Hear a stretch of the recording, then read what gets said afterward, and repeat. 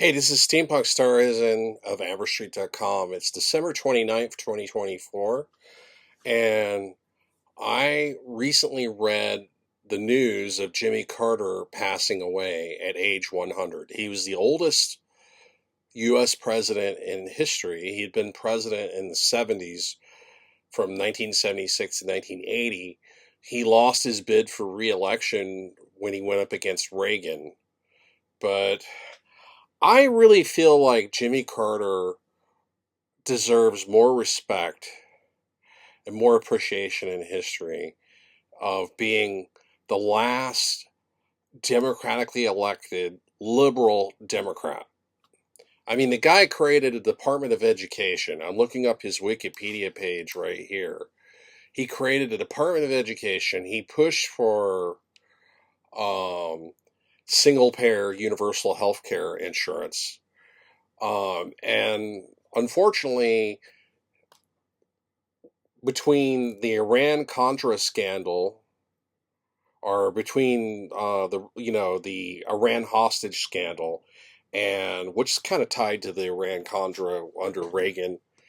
Um, Reagan illegally negotiated with the Iranian government to hold the hostages until after Carter lost the election, and they waited until Reagan got sworn into office, and it also the with OPEC doubling the price of oil during that time, it led to high inflation and high um, oil prices as well as gas shortages in the United States. And so, there were things that conspired beyond his control that led to him being viewed as a failed president, as being unpopular.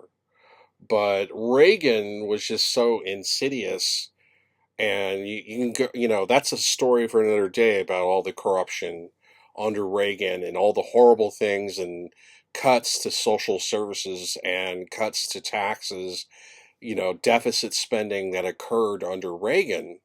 Um, the problem I have with most modern Democrats, like that includes, democratically elected Democrats who were president, like Clinton, and then later Barack Obama, and even Biden, and even Kamala Harris. They all run like Diet Coke Republicans. They're basically, Barack Obama identified as a Reagan Democrat. So did Clinton, which means conservative Democrat, um, who are they're only liberal when it comes to social issues, when it comes to, like, say, gay rights or equality, but they're conservative when it comes to economic issues or when it comes to foreign policy. And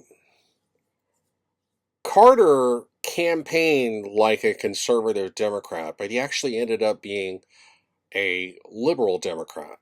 And if it hadn't been for the Iran Contra or the Iran hostage scandal and OPEC doubling the price of oil, which led to oil shortages and gas shortages in the United States, I think he could have been reelected. And I just think he's very underrated. It's a shame that he didn't run again.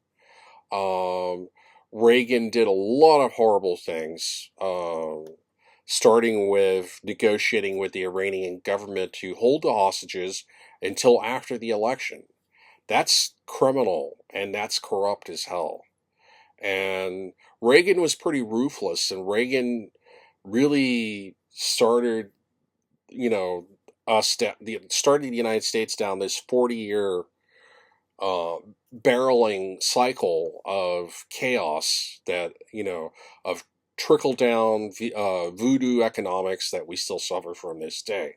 Jimmy Carter was the last liberal Democrat to hold office. Every Democrat since Jimmy Carter is identifies as a Reagan Democrat, a conservative Democrat, which ain't worth a damn, because you have problems with the housing crisis. You have hyperinflation in the United States when it comes to rent and housing prices. You have hyperinflation when it comes to health insurance. And that was one of the reasons why Kamala Harris lost, And she was like, "Oh, the economy's fine. The economy's fine. There's nothing wrong with the economy," even though there's a severe problem with underemployment. And underemployment is where you're working full time, but you're still not making enough money to lift yourself out of poverty or properly survive. Um, so yeah, I mourn the loss of Jimmy Carter. He was a good president, very underrated president. This is Steampunk Star Raising out. You have a nice day, and I'll see you 25 billion years.